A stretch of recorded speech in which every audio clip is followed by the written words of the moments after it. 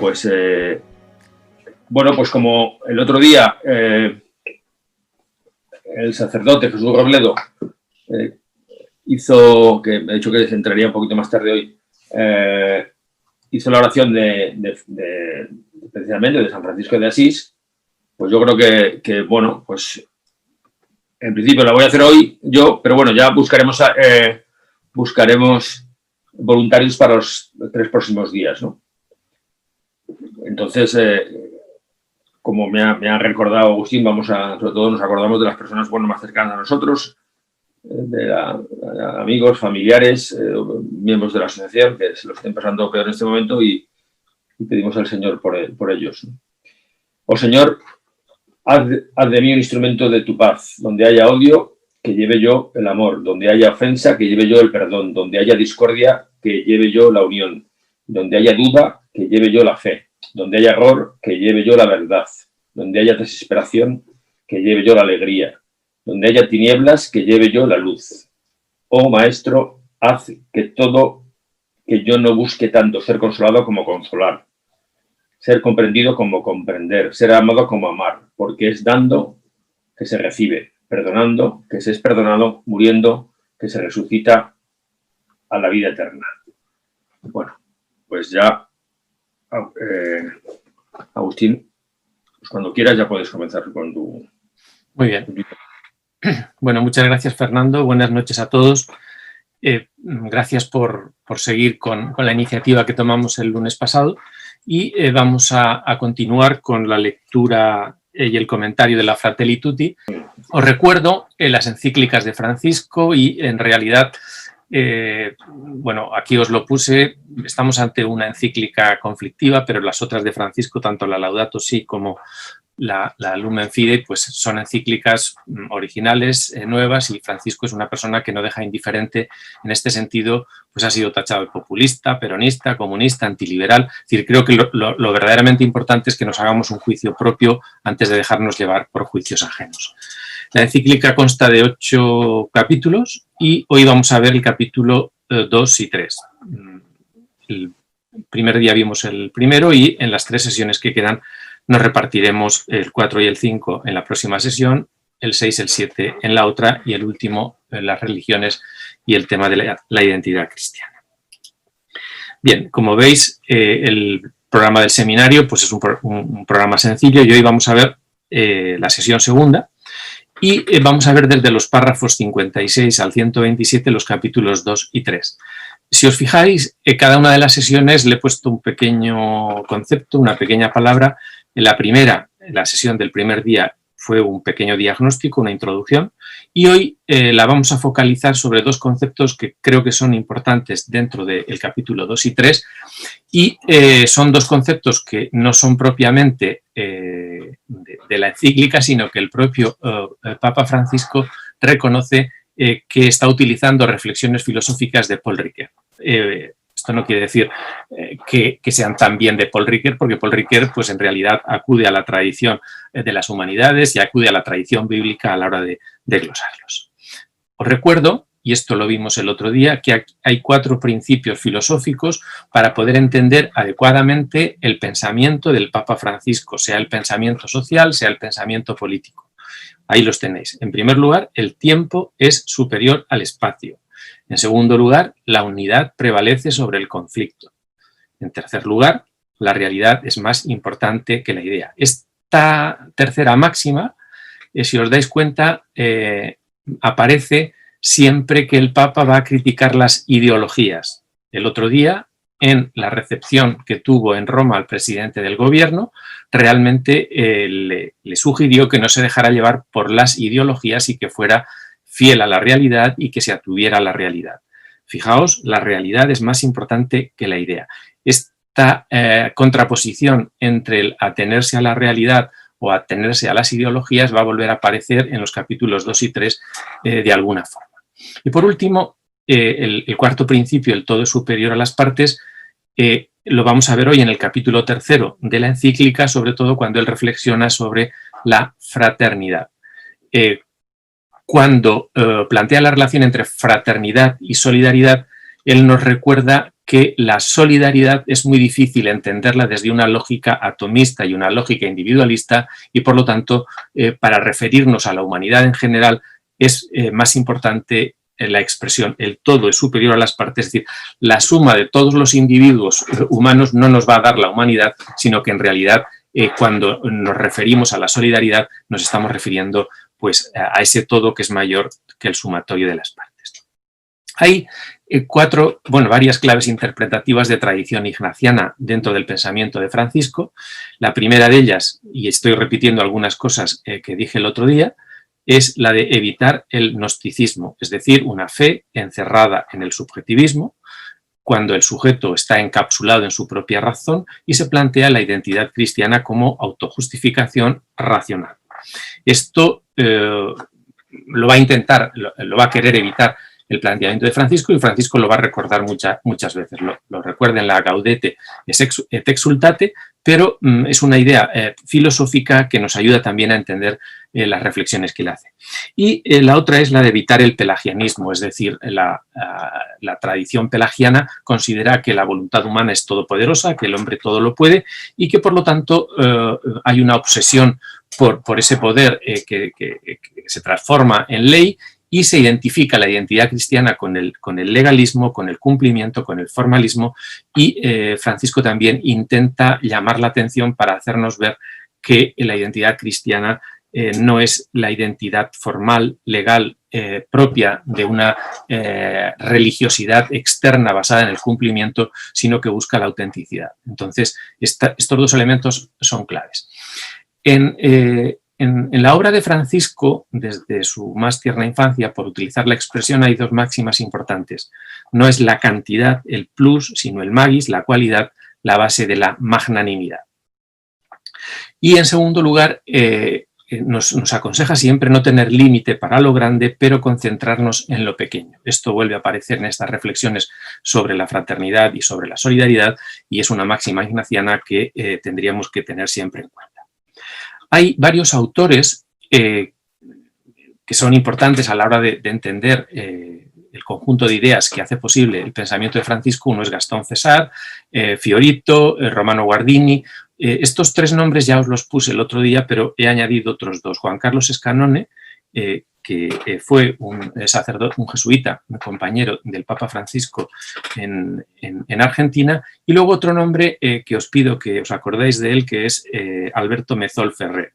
Este filósofo y político argentino es clave, va a ser clave en lo que es el concepto de pueblo del Papa Francisco. Hoy no lo vamos a ver porque el concepto de pueblo aparece en los capítulos siguientes, pero Alberto Mezol Ferrer es importante para entender la dimensión política del pensamiento de Francisco y la relación entre lo ético y lo político. Os recuerdo la primera parte, lo que vimos el otro día y que probablemente hayáis tenido tiempo de leer. En el primer capítulo, la primera parte, Francisco hace un diagnóstico del mundo cerrado y dice, bueno, pues realmente vamos a recordar las sombras de un mundo cerrado. Nos dice que los sueños que se rompen en pedazos, estamos ante una situación en la que falta conciencia histórica. Él echa de menos un proyecto para todos y la encíclica quiere ser un proyecto para todos. Él denuncia esa cultura del descarte, recuperemos los derechos humanos en su dimensión de universalidad y por tanto recordemos que hasta la fecha se están cumpliendo poco y se deberían cumplir más. Ahí es donde se va a situar bueno, pues la necesidad de superar los conflictos y sobre todo darnos cuenta de que existen guerras locales, conflictos locales y que aunque no vivamos esa tercera guerra mundial, pues la mentalidad de guerra sigue existiendo en determinadas partes del planeta y no podemos estar ciegos ante los conflictos y situaciones de miedo. Nos pide repensar la globalización y que la fraternidad sea el rumbo con el cual orientar el progreso. Nos recuerda el papel de las pandemias y nos invita a que bueno, la pandemia sea una ocasión para reconsiderar y tomar conciencia de este horizonte de fraternidad universal. Al final, en la última parte de la introducción, hace una alusión importante al papel de la comunicación y distingue entre lo que sería la conexión y comunicación. Esto es importante en sus discursos, es importante en sus textos y nos previene de las redes sociales y, del horizonte de una globalización donde la comunicación y la conexión no siempre tiene esa dimensión humana que necesitamos y contrapone la información con la sabiduría. Necesitaríamos aprovechar la oportunidad que nos ofrece la sociedad de la información para madurar y para trabajar en el horizonte de la sabiduría esa clave de información. Y al final de esta primera parte nos invita a promover la esperanza y sobre todo a trabajar en un horizonte que vamos a ver ahora. Aquí en los capítulos 2 y 3 hay dos personajes importantes que pertenecen a la tradición de la filosofía personalista francesa, uno que es Gabriel Marcel y otro que es Paul Ricoeur. Tanto Gabriel Marcel como Paul Ricoeur van a ser citados en estos dos capítulos de la encíclica y os he puesto ahí sus dos fotografías para que veáis quiénes son. Gabriel Marcel es un filósofo de la existencia, algunos lo asocian con la tradición existencialista y el personalismo existencialista, pero en realidad él lo que hace es pensar y tomarse en serio la existencia. Publica un diario metafísico, que es el Journal Métaphysique, que es un libro interesante, donde hay dos conceptos clave y es la dimensión de problema y la dimensión de misterio. No voy a explicar la filosofía de Gabriel Marcel y lo importante que es en el pensamiento de Francisco y en el pensamiento de Romano Guardini, pero lo dejo ahí como referencia para que no lo olvidemos. Y luego, en la encíclica, en el capítulo 3, va a citar el Papa a Paul Ricoeur. Paul Ricoeur, filósofo francés, nace en 1913 y muere en el año 2005, y las citas del Papa corresponden al libro Historia y Verdad y sobre todo un capítulo de Historia y Verdad donde habla del socio y del prójimo. Paul Ricoeur, unos años más tarde, publica un libro que en realidad es una colección de trabajos donde reconstruye desde la filosofía del amor o desde la ética de la sobreabundancia y de la donación el concepto de justicia. Entonces, los que conocemos a Ricoeur, pues echamos de menos que el Papa, en lugar de coger textos de Historia y Verdad, que es un libro de los años 60, realmente no utilizara los libros de los años 80 y 90, pero bueno, yo creo que esa es una tarea que nos corresponde a los comentaristas, a los que tenemos que poner en práctica la encíclica, el darnos cuenta de que las dos categorías del amor y la justicia, y el amor y la justicia que retoma Ricoeur y la dialéctica que él plantea, son útiles también para pensar el socio y el prójimo.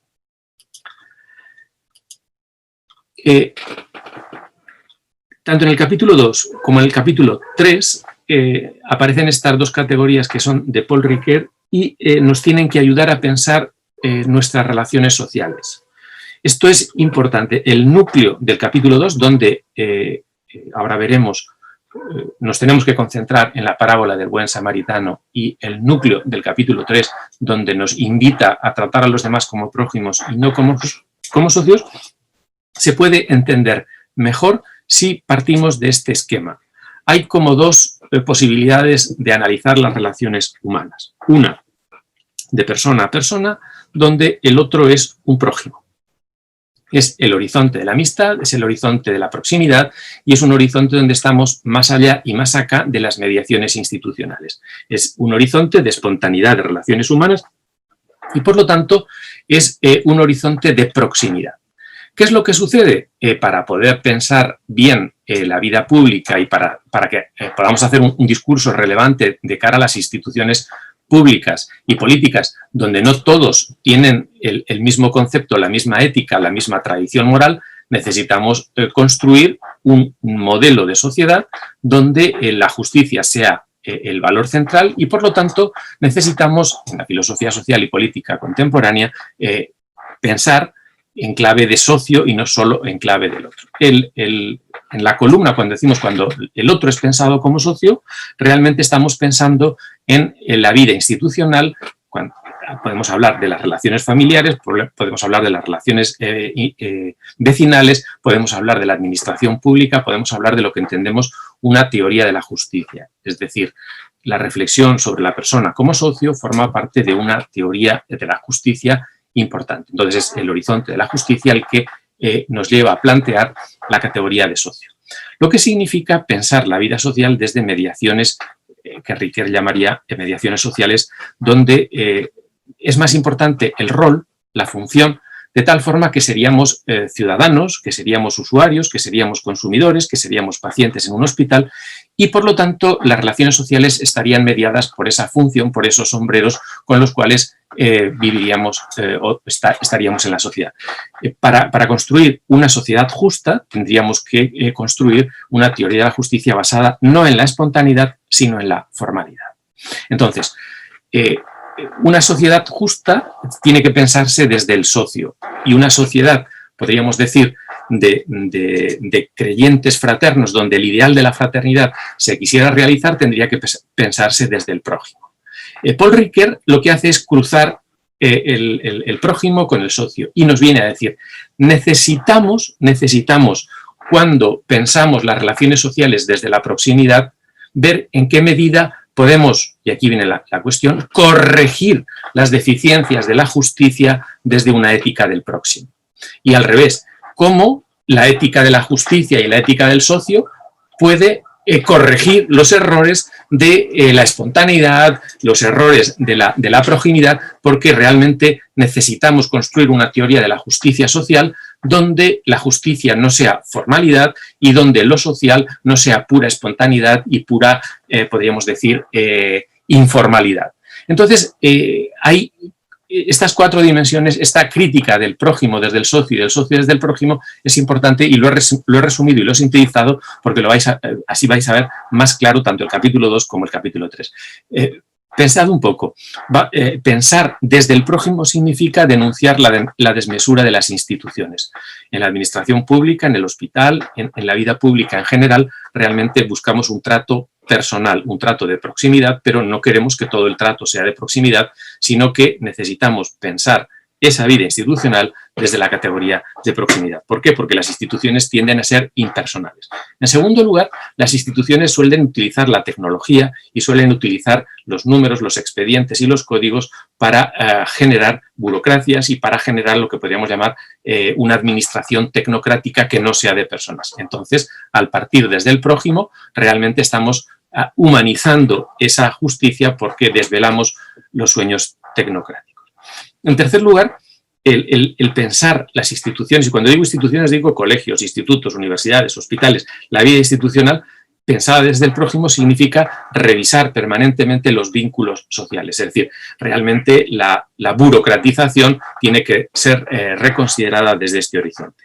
Y aquí aparece una palabra clave, es decir, pensar la justicia desde este horizonte que Ricoeur llamaría de proximidad o de proximidad, es el horizonte en el cual Francisco quiere que trabajemos el concepto de fraternidad. Y a partir de ahí nos propone una civilización presidida por la idea de rostro y la idea de palabra. Estos dos elementos son claves, por ejemplo, en el capítulo 2, en la relación con cuando aparece el samaritano y las lecciones del buen samaritano que nos da el capítulo 2. Y al revés, vamos a pensar las instituciones sociales, la universidad, la fábrica, el trabajo, vamos a pensar el socio, vamos a ver en qué medida la justicia nos permite evitar la espontaneidad de la proximidad. En primer lugar, nos permite denunciar la intermitencia e inconstancia de la vida cotidiana.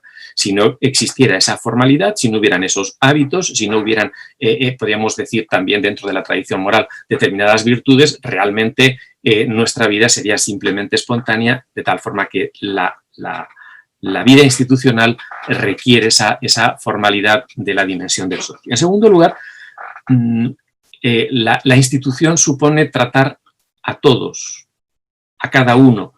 Es decir, cualquier prójimo tiene los mismos derechos, es decir, cualquier otro va a tener los mismos derechos y, por lo tanto, la justicia exige el desarrollo de cualquier prójimo y no aquellos que me son única y exclusivamente más amables o más cercanos desde el punto de vista de la proximidad. La justicia exige distribución y racionalización de recursos y, al mismo tiempo, el socio, la categoría de socio, supone entender la vida cotidiana y supone entender la cultura en clave de trabajo, en clave de desarrollo de capacidades, en clave de formalización de roles, formalización de tareas. Y fijaos que al final Ricoeur dice, necesitamos una civilización del trabajo, donde la idea de socio es importante, pero tiene que ser completada por una civilización del rostro y de la palabra. En la encíclica, lo vamos a ver ahora, el Papa Francisco viene a decir, el samaritano, el buen samaritano, es alguien que sale de la lógica del socio porque recupera la lógica del próximo. Y así entramos en el capítulo segundo de la encíclica. Esta sería la estructura en un golpe de pantalla de lo que sería el capítulo segundo. El capítulo segundo lleva un título que se llama Un extraño en el camino y supone una relectura de la parábola del buen samaritano como luz en el camino. Esto es importante de tal forma que dedica casi todo el capítulo a glosar y a comentar de una forma analítica e interesante la parábola del buen samaritano. ¿Cuál es el trasfondo? Pues el trasfondo es que la Biblia plantea una pregunta humana y una pregunta a creyentes y no creyentes, y es el tipo de relaciones que mantenemos habitualmente. Es decir, la lectura de la Biblia nos cuestiona el tipo de ética social y política que tenemos. Al preguntar, Dios cuestiona, fijaos, Dios cuestiona el determinismo y el fatalismo. Es decir, cuando la Biblia nos interpela el tipo de relaciones, realmente está cuestionando tanto el determinismo como el fatalismo y nos habilita a plantearnos en clave de libertad y en clave de responsabilidad una cultura diferente. Supone una motivación para ampliar el corazón y sobre todo para no excluir al extranjero. Frente a la tentación de los primeros cristianos, Pablo exhorta a una apertura. Entonces recuerda la figura de Pablo como alguien que sitúa la fraternidad en ese horizonte universal. El contexto es un contexto de abandono. Eran personas con funciones importantes en la sociedad. El samaritano les dio su tiempo. Y es una parábola icono, es decir, es una parábola icónica en el sentido de que ayuda a pensar y ayuda a analizar nuestras relaciones y hace propia la fragilidad de los demás. La parábola del buen samaritano no enseña ideales abstractos ni funcionales, sino que revela que la plenitud de la condición humana está en esa proximidad del buen samaritano y por lo tanto en el amor. Esta idea vuelve a aparecer en todos los capítulos, la historia se repite. Ya vimos en el primer capítulo que el Papa decía que tenemos que tener conciencia histórica y darnos cuenta de que la historia es maestra de la vida. La historia se repite porque, y dice, hay dos tipos de personas, las que cargan y las que pasan del dolor. Es decir, realmente aquellos que pasan del dolor y aquellos que cargan con los demás, aquellos que tienen sensibilidad para los demás y aquellos que no la tienen. Y ahí es donde plantea la hora de la verdad desde el punto de vista ético. Es decir, la prueba de la ética y la prueba de la fraternidad está en la respuesta que tenemos ante la persona que está frágil a nuestro lado. Los personajes. Jesús elige un asalto ya consumado. Jesús, en la parábola Jesús no se está preguntando ¿y por qué lo mataron? ¿Y qué le hicieron? ¿Y por qué se había equivocado de camino y se pasó por allí? No nos detiene en el lamento. Hemos visto sombras y realmente dice, somos indiferentes, es decir, realmente rompe con la indiferencia de aquellos que no se detienen y plantea que hay varias formas de pasar de largo. Aquellos que piensan en sí mismos, aquellos que miran hacia afuera y hay un detalle de los indiferentes. Eran personas religiosas. Es decir, Francisco incide en esto y dice hay que tener cuidado porque realmente el hecho de que una persona sea religiosa no quiere decir que esa persona haya actuado bien. Entonces, Francisco nos recuerda que precisamente los que pasan de largo en la parábola, pues va a haber dos personas que en realidad tienen roles y desempeñan roles religiosos en la sociedad de la época. Miremos al hombre herido. Se mira al que sufre sin tocarlo.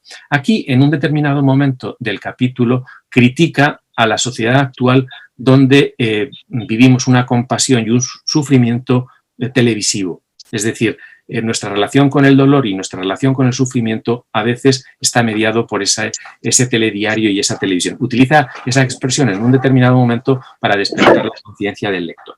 Nos pide que recomencemos y nos pregunta, esta pregunta lo planteo yo así, pero en esta parte central del capítulo 2 nos pregunta, el lector, ¿queremos ser parte del problema de la fraternidad o queremos ser parte de la solución? Entonces, él nos invita a que seamos parte activa en la rehabilitación y el auxilio. Y nos dice, comencemos desde abajo y de a uno. Acordaos los principios filosóficos con los que él trabaja, es decir, hay que empezar desde abajo y de a uno.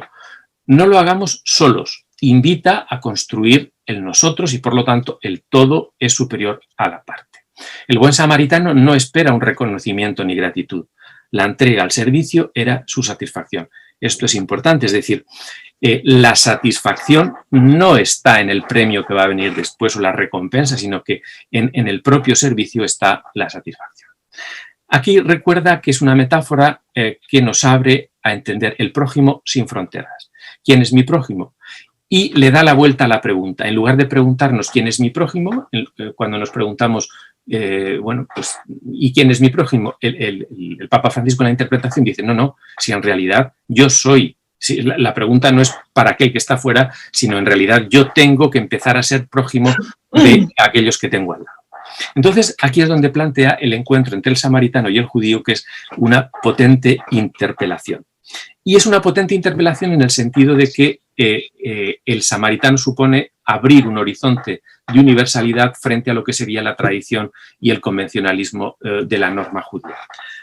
Supone una interpelación del forastero y supone la identificación con el otro sin importar dónde había nacido o de dónde venía. No nos preguntamos cuál es la raza, cuál es el color, cuál es la condición religiosa de aquel que está herido, sino que en realidad supone, repito, esa interpelación de aquel que nos hemos encontrado. Y aquí hay un elemento clave y es en el herido, en el que nos encontramos maltrecho al borde del camino, nos encontramos al propio Cristo. Y aquí hay una reflexión importante al pensamiento de Juan Pablo II y a la filosofía de Juan Pablo II que nos hace ver la conexión y la continuidad entre Juan Pablo II y el Papa Francisco, y igual que en otros momentos de la encíclica vemos la continuidad entre Benedicto XVI y Francisco.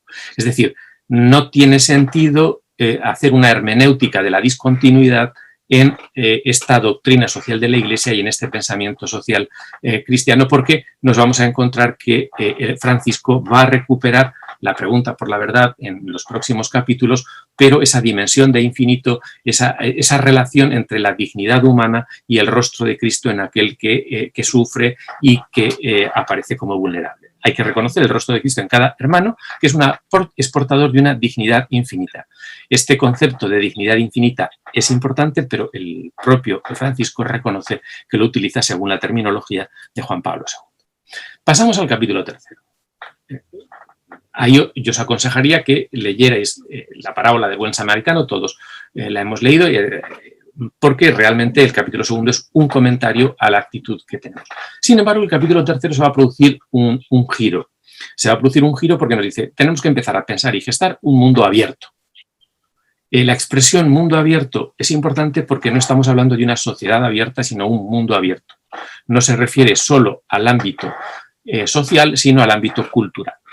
Aquí aparece una cita al principio del capítulo 3, hace una alusión al pensamiento de Gabriel Marcel, donde recuerda el papel del encuentro, el papel de la relación y el hecho de que la condición humana no es la atomización, no es la individualización, sino que la naturaleza humana somos vínculo. No somos islas, sino que somos vínculos. Por lo tanto, esa tradición donde el ser persona es la que va a extrapolar y nos va a llevar a un horizonte de fraternidad que no sea solo local o solo temporal. Bien, vamos por partes. En primer lugar, nos pide ir más allá. El amor crea vínculos y amplía la existencia cuando saca de sí hacia el otro. Aquí el valor único del amor, es decir, recupera esa ética del amor para sacarnos de ese planeta. Y utiliza una expresión bonita, yo tan solo he cogido algunas palabras para destacarla, y es la altura espiritual de una vida marcada por el amor como criterio. Es decir, la medida de la altura humana viene dada por el amor criterio. Y aquí aparece al principio de este capítulo tercero una crítica al concepto de ideología. No son las ideologías, no es la dependencia a un paquete de ideas lo que nos abre al mundo, sino que en realidad hay una reacción entre lo que sería la realidad del amor y las ideologías. Esa vida en relación supone una creciente apertura del amor y supone sociedades que estén abiertas, que integran a todos. Hay un aspecto que no es geográfico, sino existencial. Supone la capacidad de ampliar mi círculo. Hay exiliados ocultos como cuerpos extraños. El Papa se refiere, por ejemplo, a los ancianos, a los discapacitados, a personas que en realidad aparecen próximas a nosotros como cuerpos extraños, y utiliza una expresión muy bonita. Dice, son biografías originales. Esta expresión es muy bonita, la utiliza para describir este tipo de extraños que tenemos próximos. Y denuncia determinado tipo de comprensiones inadecuadas de un amor universal.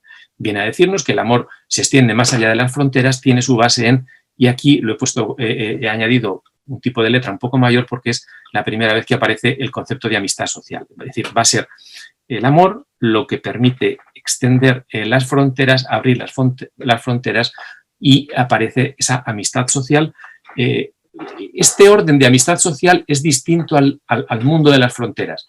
La idea de socio está vinculada a la idea de fronteras, a la idea de una justicia basada en las fronteras, pero la idea de amistades sociales anterior a esa idea de frontera y va a ser superior a la frontera. Por lo tanto, esta idea de amistad social va a ser el puente que nos va a permitir pasar de lo que sería una cultura de los socios a una cultura de la proximidad y de la fraternidad. No propone un universalismo o una globalización autoritaria o abstracta o monocromático.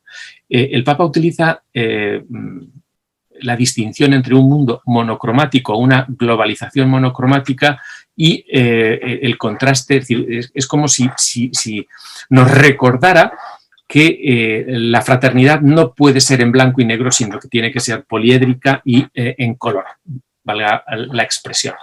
Y nos pide trascender, y aquí viene en concreto ya la superación del mundo de socios, nos pide trascender un mundo de socios que, podríamos decir con la terminología de Ricoeur, necesitamos superar el mundo de los socios para acercarnos al mundo de los próximos y introducir el horizonte de la fraternidad como ese horizonte de la proximidad, pero superando el mundo de los socios. Dice, el samaritano era un nadie, no tenía una función en la construcción de la historia y la palabra prójimo pierde todo su significado en un mundo solo de socios.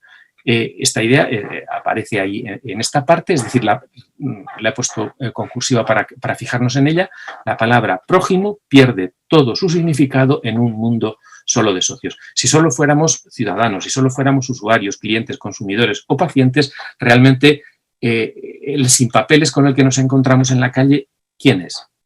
¿Qué tipo de categoría social tiene? Entonces, ahí hay una dimensión de proximidad que es la que abre a la amistad social. Y a partir de ahí es interesante, en lo que queda de este capítulo, Francisco reconstruye los ideales modernos de la Ilustración: la libertad, la igualdad y la fraternidad.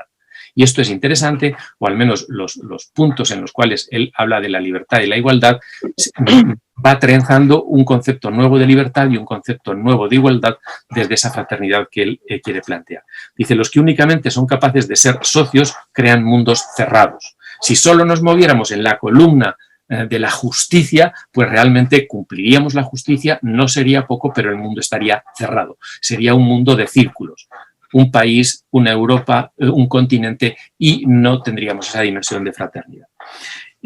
Hay un amor universal que promueve a las personas, y entonces en esta segunda parte del capítulo tercero es interesante porque esta es aquí es donde Francisco es más crítico con lo que llamaríamos la economía de mercado y la eficiencia como criterio último de la vida social.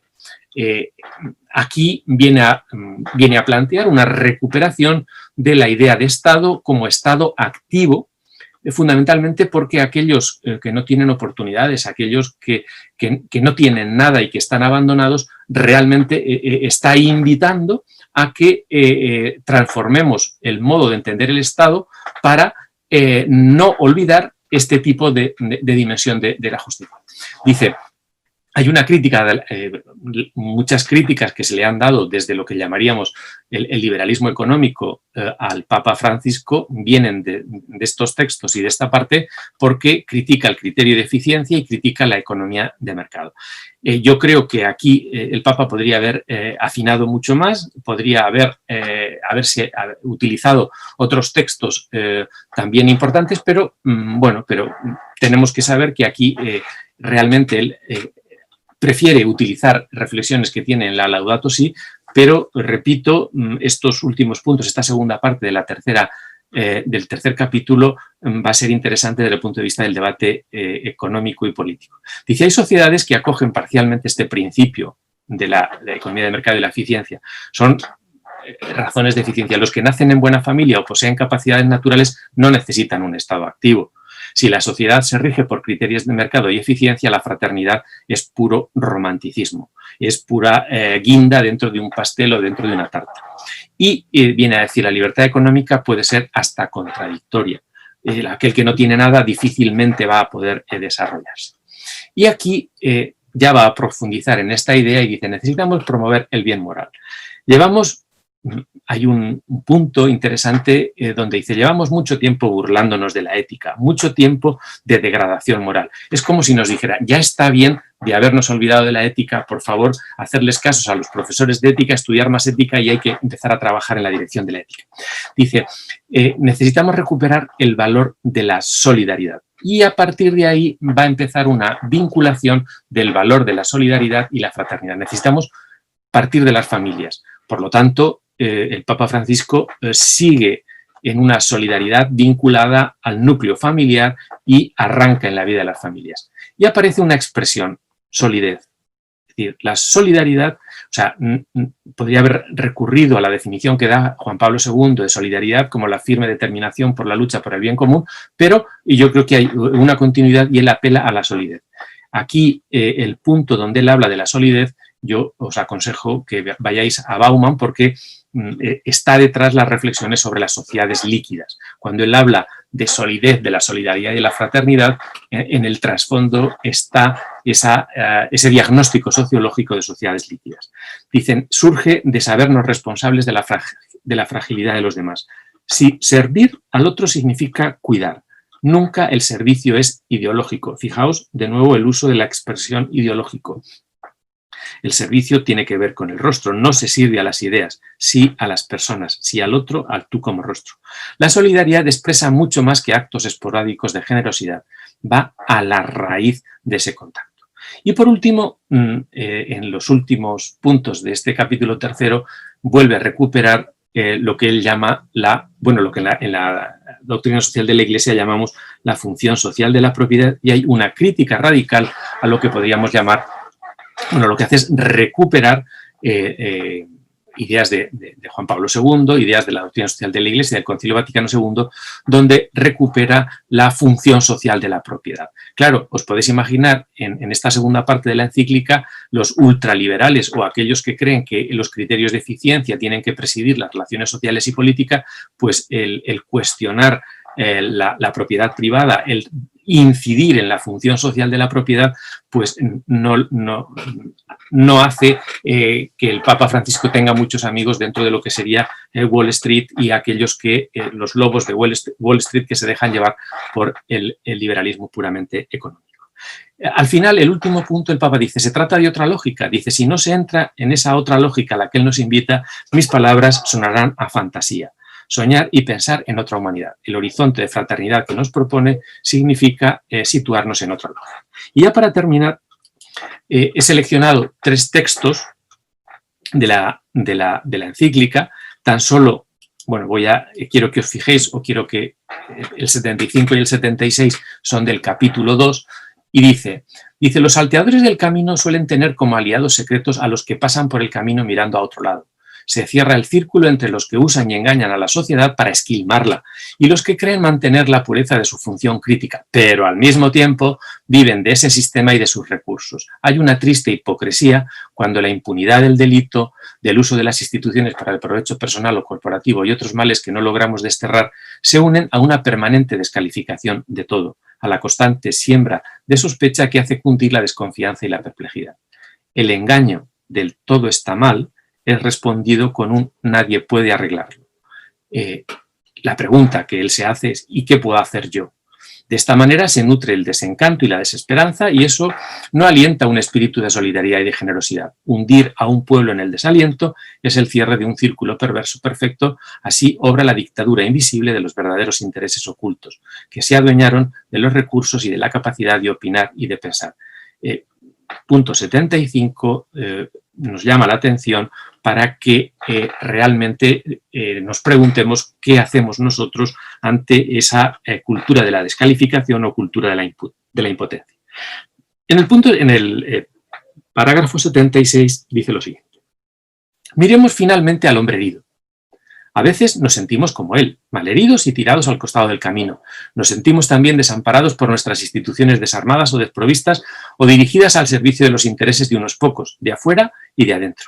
Porque, y aquí este texto cuando viene entre comillas es porque lo coge de alguna audiencia o de otro texto anterior. Dice, porque en la sociedad globalizada existe un estilo elegante de mirar para otro lado que se practica recurrentemente, bajo el ropaje de lo políticamente correcto o las modas ideológicas. Se mira al que sufre sin tocarlo. Se lo televisa en directo. Parece ser que el Papa Francisco no le tiene mucho cariño al televisar en directo las situaciones de dolor, de sufrimiento y realmente tiene esta fijación respecto al televisar en directo el dolor para generar insensibilidad. Vuelve de nuevo a usar el término modas ideológicas, pero fijaos que si queremos atender al herido, tenemos que olvidarnos muchas veces de justificaciones o modas ideológicas. Paso con los dos últimos textos que yo he seleccionado. Yo he seleccionado estos 4, pero os aconsejo que lo leáis completo porque merece la pena. Dice en el punto 101, retomemos ahora aquella parábola del buen samaritano que todavía tiene mucho para proponernos. Había un hombre herido en el camino. Los personajes que pasaban a su lado no se concentraban en este llamado interior a volverse cercanos, sino en su función. Acordaos, socio, función. Se concentraban en su función. Eran el levita, era el funcionario, era tal, en el lugar social que ellos ocupaban, en una profesión relevante en la sociedad. Se sentían importantes para la sociedad del momento y su urgencia era el rol que les tocaba cumplir.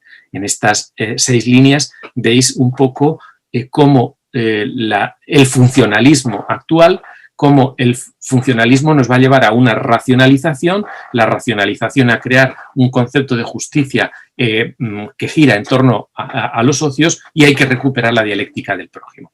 Dice, el hombre herido y abandonado en el camino era una molestia, es un estorbo, conviene quitarlo para ese proyecto, era una interrupción y a su vez era alguien que no cumplía función alguna.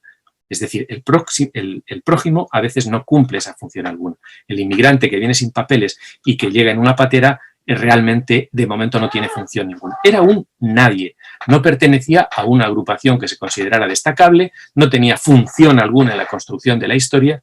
Mientras tanto, el samaritano generoso se resistía a estas clasificaciones cerradas, aunque él mismo quedaba fuera de cualquiera de estas categorías y era sencillamente un extraño sin un lugar propio en la sociedad. Recordemos que el samaritano, en la época a la que se refiere el Evangelio, realmente era como un apestado y el samaritano realmente era un impuro y tampoco tenía función en esa sociedad judía en la que él se encontraba. Así, el samaritano, libre de todo rótulo y de toda estructura, fue capaz de interrumpir su viaje, cortar, de cambiar su proyecto, de estar disponible para abrirse a la sorpresa del hombre herido que lo necesitaba. Fijaos la expresión, abrirse a la sorpresa del hombre herido que lo necesitaba. Y ya para terminar, quiero destacar que el concepto de solidaridad que Francisco propone, a diferencia del concepto de solidaridad que proponía, por ejemplo, Juan Pablo II o que aparece en la Caritas in Veritate, es decir, aquí subraya la idea de solidez y la idea de servicio. En los papas anteriores se vinculaba la solidaridad con la virtud, es decir, se planteaba como determinación y se vinculaba a una tradición de las éticas de la virtud. Comento el 115 y termino. En estos momentos donde todo parece diluirse, sociedad líquida, y perder consistencia, nos hace bien apelar a la solidez que surge de sabernos responsables de la fragilidad de los demás buscando un destino común. La solidaridad se expresa concretamente en el servicio, que puede asumir formas muy diversas de hacerse cargo de los demás. Fijaos la expresión, hacerse cargo de los demás. Esto es clave tanto en la filosofía política contemporánea como en la filosofía de la responsabilidad, el entender el servicio como Kant. El servicio es, en gran parte, cuidar la fragilidad. Servir significa cuidar a los frágiles de nuestras familias, de nuestra sociedad, de nuestro pueblo. En esta tarea, cada uno es capaz de dejar de lado sus búsquedas, sus afanes, sus deseos de omnipotencia ante la mirada concreta de los otros y mira el rostro del hermano. Toca su carne. El concepto de carne es importante en la tradición personalista y va a ser importante en Francisco, es también importante en toda la tradición franciscana. Toca su carne, siente su proximidad y hasta en algunos casos la padece y busca la promoción del hermano, de los hermanos más frágiles. El servicio siempre. Por eso nunca el servicio es ideológico. De nuevo aparece, nunca el servicio es ideológico, ya que no sirve a ideas, sino que se sirve a las personas. Bien, hasta aquí el resumen y la exposición de los capítulos 2 y 3 y por lo tanto empezamos un pequeño coloquio o si alguno quiere hacer alguna pregunta, pues vamos a ello. Agustín, sí, gracias, muchas gracias. Oye, ya hay una primera pregunta, puedes leerla tú si quieres. Bueno, es que no me ha dado tiempo a leerla, yo estoy aquí. No, claro, por eso simplemente te llamo la atención para que sepas que la tienes ahí. Vale, vamos a ver. Iba a decir si me la resumes tú, pero... No, bueno, sí, como quieras. Bueno, es el problema de... Dice, ¿no te parece que la encíclica evidencia los defectos del capitalismo, la eficacia y la rentabilidad, que son muy ciertos, y no pone en contrapunto el mal de las ideologías marxistas que hoy marcan las agendas de muchos países, incluido el nuestro? Sí, claro, es decir, realmente podríamos decir que el Papa Francisco está criticando, o sea, él critica que la eficiencia sea el criterio único con el que haya que trabajar y critica que la economía de mercado y la eficiencia sea el único criterio. Eso no quiere decir que no haya que tener en cuenta la eficiencia y la economía de mercado, quiere decir que a veces, desde el punto de vista social y político, el único criterio que se valora es la eficiencia, el único criterio de cara a las políticas de desarrollo y a las políticas de justicia es el criterio de la economía de mercado. Aquí yo creo que en lugar de utilizar la expresión economía de mercado, tendríamos que ser mucho más serios y utilizar la economía social de mercado. Es decir, el Papa podría perfectamente criticar a la tradición socialista o a aquellos que en realidad muchos han criticado que el Papa no ha dedicado ningún párrafo a China, no ha dedicado ningún párrafo a la Unión Soviética, a Rusia, y ha sido poco crítico con ideologías de tradición comunista. Es decir, bueno, es una opción, es decir, él ha tomado esta perspectiva y este planteamiento. Si queremos criticar otros planteamientos, también tenemos ahí a Juan Pablo II, tenemos a Benedicto XVI. Dice, por otra parte, podría comentar un poco más la relación de amistad como grado supremo y metafísico y la relación que forman las naciones y, por tanto, las fronteras. ¿Cómo se pueden converger y relacionar respetando la legítima autoridad? Es decir, es que podemos hacer un seminario de filosofía política sobre esto. Lo que quiero hacer ver, o al menos al coger el concepto de amistad social, está yendo a un nivel de sociedad civil, está yendo a un nivel de sociedad que tiene distintos niveles y que es capaz de superar las fronteras de los estados, que es capaz de superar los pasaportes, y ese concepto de amistad social puede ser el vehículo para construir una fraternidad nueva y una solidaridad distinta que a veces se nos olvida. Y luego dice, la crítica a las ideologías en la encíclica es la cuestión que le ha recordado el presidente del gobierno en su audiencia, ¿no? Al subrayar. Sí, vamos a ver. El concepto de ideología es un concepto muy importante. ¿Cómo lo utiliza Francisco? Fundamentalmente como crítica a aquellos que que distorsionan la realidad por sus intereses y por sus ideas. Entonces está utilizando el concepto de ideología propio de la tradición marxista, donde la ideología es distorsión y donde son unas gafas que vemos la realidad a través de nuestros intereses, y el Papa te le está diciendo: quítate las gafas, gradúatelas bien y empieza a ver la realidad tal cual y no la veas según tus propios intereses. Pero para poder entender esto, el uso del concepto de ideología, hay que ir al principio anterior. La realidad es más importante que la idea. Acordaos el principio, visto al principio de la exposición. Más preguntas, venga. Sí, Agustín, ¿no? Ha habido Zoraida. Sí. Ha levantado la mano, quería hacer una pregunta en directo, pues cuando quieras, Zoraida. Gracias, Agustín. Yo tengo 2 puntos. Uno es que el título de Un extraño en el camino me recuerda el libro de Bauman, Un extraño en la puerta. Solo para mencionar que tenía más o menos una aproximación dentro de ese mismo esquema. Hay un punto ahí que tú mencionaste en lo que es el conflicto local y la responsabilidad de la globalidad con el conflicto local.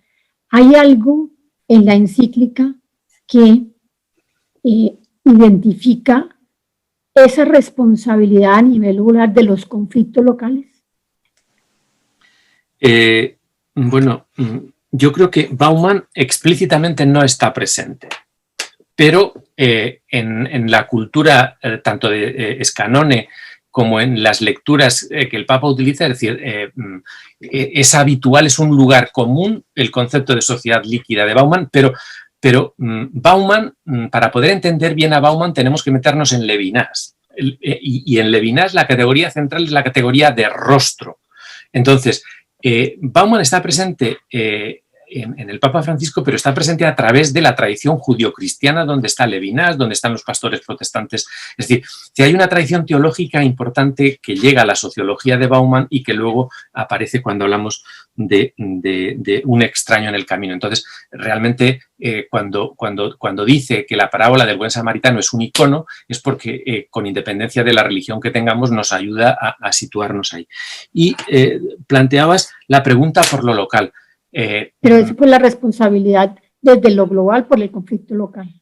Sí, pero desde lo global, es decir, pero él ¿cómo viene a decir?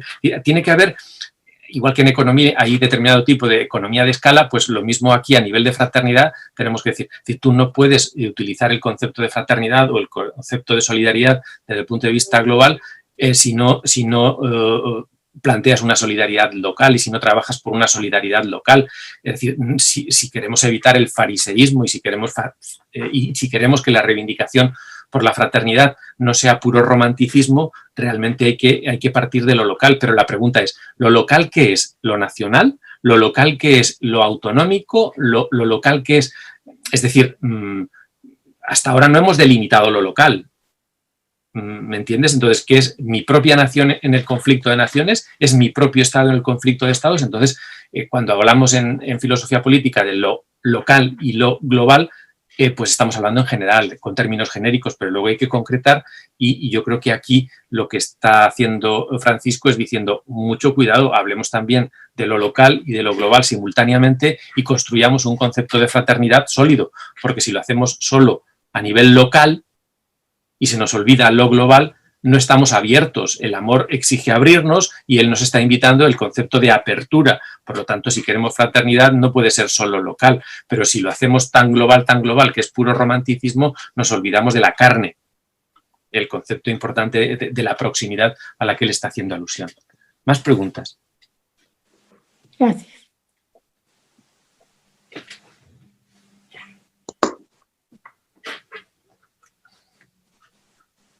Bueno, pues yo si quieres, mientras se anima alguien más, Agustín, porque no hay preguntas, si quieres bueno, un poco en la línea de lo que se ha comentado.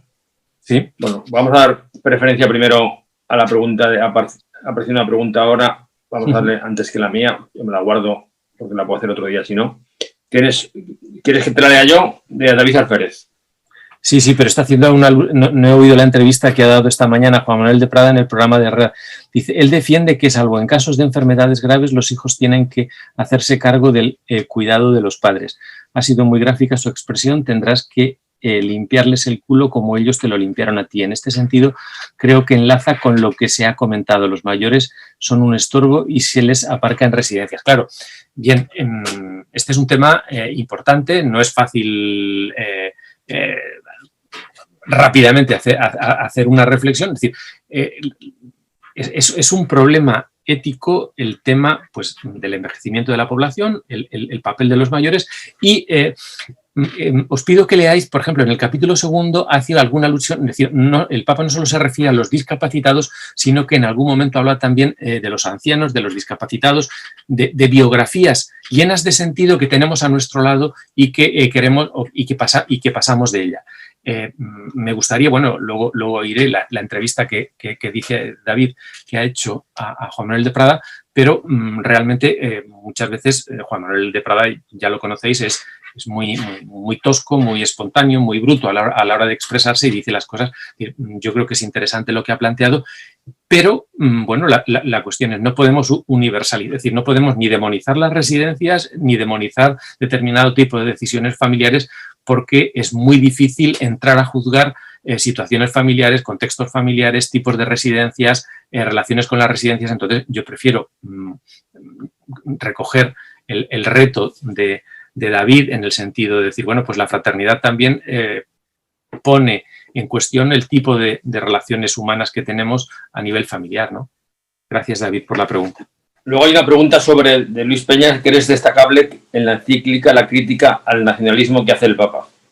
Sí, pero esta crítica al nacionalismo forma parte de su trayectoria, es decir, realmente no es nueva dentro del Papa Francisco, pero tampoco es nueva en Benedicto XVI, tampoco es nueva en Juan Pablo II, es decir, realmente nos vamos a encontrar después del Concilio Vaticano II una crítica en la doctrina social de la Iglesia a lo que sería el nacionalismo entendido en clave tribalista.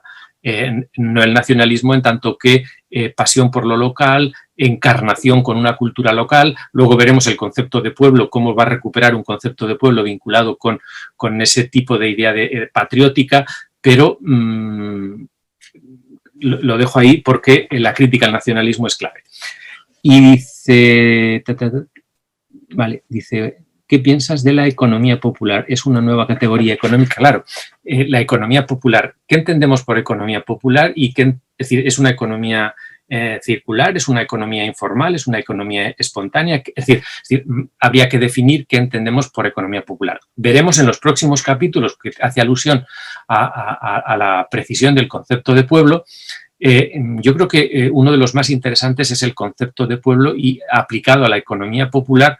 Él está pensando, es decir, para poder juzgar adecuadamente lo que Francisco entiende por economía, él está pensando en las reducciones jesuíticas del Paraguay de cuando hace varios siglos los jesuitas tuvieron el intento de crear comunidades y lo llegaron a realizar, donde la economía era una economía popular. Entonces, esa alusión a la economía popular se refiere a modos de entender la producción y la comunicación, donde realmente la economía estaba al servicio de la persona y el proyecto de economía de Francisco va en esa dirección.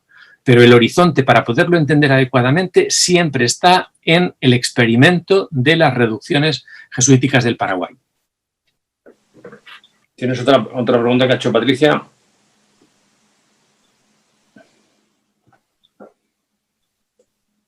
Sí, ¿cómo podemos trabajar fraternidad entre religiones? En primer lugar, no desconociéndolas, es decir, yo creo que es muy importante, si queremos que haya fraternidad entre las religiones, conocerlas, no despreciarlas, valorarlas, pero fijaos que ese ejercicio de conocerlas, expresarlas y valorarlas supone reconocer que la vida pública es mucho más rica si las distintas tradiciones religiosas tienen espacio para hablar, pueden discutir públicamente de sus propuestas y en realidad vamos a ganar en racionalidad pública si podemos confrontar, podemos debatir, podemos hablar, y si en universidades, en espacios educativos hablamos de las distintas propuestas o tradiciones religiosas, realmente vamos a reconocer que el espacio público, la vida pública, se puede enriquecer desde esas tradiciones religiosas.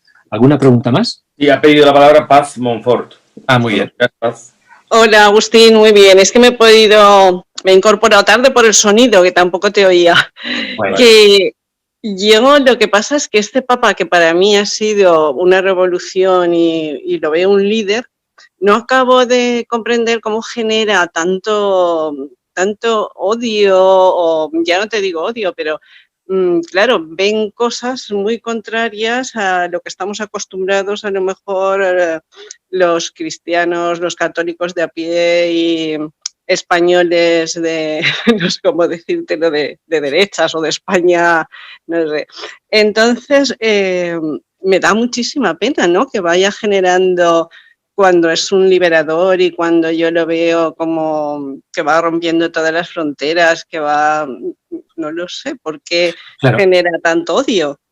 Vamos a ver, yo creo que tenemos que ser un poco críticos en nuestra relación. Es decir, a veces la información que tenemos del Papa está mediada por los medios de comunicación y los intereses de esos propios medios de cara a... Es decir, los medios van a vender más en la medida en que nosotros estemos más polarizados. Entonces, a nosotros nos tiene que interesar promover un tipo de cultura, o al menos en la tradición que queremos reconstruir, una cultura de fraternidad donde tenemos que evitar la simplificación, evitar la polarización e intentar que los políticos, la sociedad, los agentes sociales en realidad no se enfrenten. Y esto no quiere decir que no tengamos que compartir todas las mismas ideas, tal. No, quiere decir, quiero hacer ver que el negocio y las oportunidades de mercado hoy están en la medida en que se polariza la gente y se genera lucha y enfrentamiento. Claro, cuando leemos los textos del Papa y cuando interpretamos adecuadamente este tipo de documentos, decimos, en realidad se trata de una superación, no simplificación. Ciertamente, el Papa no está bendiciendo el capitalismo y podríamos decir que el Papa no está defendiendo a capa y espada la economía de mercado. Ahora bien, él está planteando, desde el punto de vista de la filosofía política, una socialdemocracia corregida, rectificada, y él está pensando, fijaos que desde Europa es muy fácil criticar el modelo de Estado, pero desde Iberoamérica realmente se echa en falta una mínima administración pública. Es decir, cuando uno va a Uruguay, cuando uno va a Argentina, a Chile, a Perú, dice, una mínima administración pública tendría que existir. Entonces, realmente un mínimo concepto de Estado activo que se hiciera cargo de los discapacitados y de los pobres, como tenemos en Europa, pues ¿por qué no lo podríamos universalizar? Eso significa un papa pues de izquierdas, un papa... No, significa que aquello que consideramos que es un bien desde el punto de vista de la filosofía social y política, pues podríamos universalizarlo. ¿Cuál es el problema? Pues que a lo mejor echamos en falta pues las críticas a determinado tipo... El papel de China. Es decir, China no aparece para nada y hoy es un agente a nivel geopolítico y a nivel del imaginario cultural y político donde es discutible el papel que la diplomacia vaticana está haciendo, pero a lo mejor es otro capítulo, a lo mejor es otro punto para discutir. Entonces, ¿cómo plantear un concepto de fraternidad sin aludir al sudeste asiático, a China y a lo que está pasando en Corea? Entonces, pero a lo mejor el Papa dice, prefiero mantenerme en la tradición que domino y no salirme de los ideales de la Ilustración en este contexto a empezar a ir en otra dirección. Ahora tenemos que prepararnos porque del Papa se va a decir de todo, pero lo mismo pasó con Juan Pablo II. Acordaos el primer libro, Signo de Contradicción. Es decir, realmente en la medida en que queramos que el Papa tenga relevancia pública en este sentido, pues los medios de comunicación van a intentar sacarle punta, llevárselos cada uno a su dirección. Y claro, a nosotros nos interesa pues introducir cierta calma para evitar la polarización y decir, bueno, leamos el texto a ver si dice lo que realmente están diciendo que dice o no, y luego entender que la Fratelli Tutti tiene que entenderse en el contexto de las otras encíclicas y en el contexto de la vida de la Iglesia actual. No pedirle peras al olmo. Si usted quiere un tratado de filosofía de la globalización y de la economía de mercado y de la eficiencia de los mercados imperfectos, pues váyase a otro lado, pero aquí no lo va a tener en un documento del Papa, donde el Papa realmente no utiliza gráficas, no habla de externalidades, internalidades, etcétera, desde el punto de vista económico y quiere que todo el mundo lo entienda, no solo los de Wall Street o los de Boston. Muchas gracias. Es que hasta en Argentina tampoco le quieren, no querían que fuera al viaje que iba a ir ahora ni nada. Claro, lo que pasa es que, bueno, ahí ya nos metemos en otro, abrimos otro capítulo porque realmente, bueno, pues a lo mejor ahora lo quieren más que lo querían antes al Papa Francisco, es decir, pero bueno, ahí habría que entrar un poco en las fases de la comprensión argentina del propio Francisco, pero lo dejo ahí. ¿Tienes una pregunta de Javier Viciano también? A ver, Javier. No, la tienes ahí escrita. Ah, ¿la tengo escrita? Un poco sobre el papel del Estado. Sí, lo que... Agustín. Sí, claro. No, ya lo veo. Sí, yo he incidido en el tema del Estado. A mí me interesa la filosofía política y creo que es importante el debate sobre el modelo de Estado y el tipo de Estado, pero como sé desde donde me hace Javier la pregunta, yo lo planteo. Es decir, no nos fijemos en el Estado, no pensemos que el Estado nos tiene que solucionar todo. Es decir, yo creo que es clave el concepto de amistad civil y cómo sin amistad civil no hay fraternidad y no hay solidaridad. Entonces, en la encíclica y el texto que plantea es una reflexión muy potente para, repito, lo que entendemos vínculos vecinales, lo que entendemos por sociedad civil fuerte y combativa no frente, sino junto al Estado. Es decir, no se trata de pensar que para que haya más sociedad civil tiene que haber menos Estado, o para que haya más Estado tiene que haber menos sociedad civil. No. La amistad civil dice cuanto más confianza social, cuanto más redes vecinales, cuanto más fuertes sean los vínculos sociales, pues el Estado mejor funcionará y más justo será, pero tendrá que redimensionarse en lo que le corresponda. Entonces, aunque los socialdemócratas o la izquierda quiera focalizar la cuestión de la encíclica en el tema del Estado y la reivindicación que el Papa hace de un Estado activo, tenemos que ser conscientes de que el acento no está en el modelo de Estado, sino que el acento está en esa amistad social sin la cual no fortaleceríamos el Estado y sin la cual no podemos superar el Estado. No sé si me ha aclarado. ¿Vas a poner por escrito estas reflexiones sobre la encíclica? Bueno, de momento estoy yendo un poco contrarreloj para que todos los lunes podáis tener un pequeño resumen y en una pantalla tener cada uno de los capítulos y luego aquí cuando os veo a vosotros pues me animáis un poco a que pueda escribir estas cosas, pero claro, uno tiene que sacar tiempo para reflexionar. Seguro que publicamos algo, pero también es verdad que al haberme comprometido a hacer este seminario, pues al menos ya tenemos pues estas exposiciones y este documento y puede ser útil para recuperarlas. Oye, hay una pregunta también, ha pedido la palabra María Ángeles. A ver. Bueno, buenas noches y muchas gracias. Yo quería tocar el tema del amor, que entiendo que es muy relevante, y ponerlo en el contexto para cambiar un poco la sociedad y llegar a esa amistad social, y es la familia. Porque que yo sepa, hasta ahora, por lo menos en la sociedad occidental, la familia es la escuela más significativa de amor. Y de hecho, en muchas ocasiones es posible que ya cuando crecen y demás, nos demos mucho a los demás y el recogimiento del amor en la familia creo que puede ser la base para lanzar a una sociedad diferente. Sí, María Ángeles, te aconsejo el 114, porque fijaos, cuando empieza a hablar de la solidaridad, en lugar de hacer grandes discursos sobre la naturaleza humana y el aspecto biológico y cómo desde el punto de vista biológico la especie humana es solidaria, dice, en primer lugar me dirijo a las familias. O sea, no es que diga que la solidaridad tiene que construirse en las familias. No, él está interpelando a las familias, llamadas a una misión educativa, primaria e imprescindible. Punto 114. Os lo leéis con calma porque ahí hay una alusión importante a las familias de cara a lo que sería esa amistad social. Gracias. Gracias, María Ángeles. Bueno, estamos ya fuera de tiempo. Tenemos que ser serios con los fratelli que tienen que cenar. Vamos a ver si hubiera alguna pregunta más, chicos. No.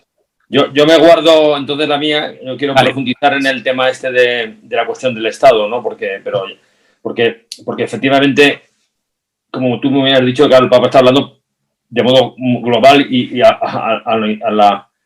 universalmente, ¿no? Y el papel del Estado en cada sitio es muy distinto. En unos es escaso y yo creo que en España, por ejemplo, es totalmente sobredimensionado y y esa sobredimensión del Estado nos puede llevar a la ruina a todos, pero bueno, eso ya lo hablaremos si queréis la semana que viene. Pero también, pues por destacar, ¿no? También que en el 123, pues también cuando habla de los empresarios, lo define, ¿no? Lo describe como una noble vocación orientada a producir riqueza y a mejorar el mundo para todos, ¿no? Y también lo califica como un don de Dios, o sea que también hay que poner ese otro lado en la balanza, ¿no? Para mí el problema está en que si muchos quieren van a utilizar esta crítica para decir, bueno, más Estado. Y el Estado en este momento, en la realidad española, nos va a llevar a está totalmente, como todo el mundo sabe, está sobredimensionado en gasto superfluo, y precisamente ese gasto superfluo pone en riesgo cosas mucho más básicas, para empezar por las pensiones, ¿no? Y la salud. Realmente, si nos agarramos, aparte de la corrupción, todo ese gasto superfluo que bien conocemos, pues probablemente otras cosas mucho más importantes no estarían en juego. Y perdonad, me he concedido el privilegio del... Bueno, brevemente, yo creo que esto nos llevaría a otro seminario. Es decir, es importante darnos cuenta, es decir, cuando uno ha estado en Iberoamérica, es decir, realmente hay lugares en los cuales no hay Estado. Es decir, démonos cuenta que esos mínimos de justicia que tiene el Estado europeo o la administración pública europea en otras partes del planeta no existen, y por lo tanto el Papa está pensando en decir, bueno, ojalá y determinadas partes del planeta tengan un Estado activo que se preocupe por aquellos que no se preocupa a nadie, pues porque en realidad están esa dimensión universalizadora y universalista hegeliana que aparece en el Estado, es que en algunos sitios ni aparece. Entonces, el Papa no es que, repito, sea un defensor de la estatalización y tal. No, él lo que está criticando es a aquellos que consideran que el Estado realmente hay que suprimirlo y hay que olvidarse, y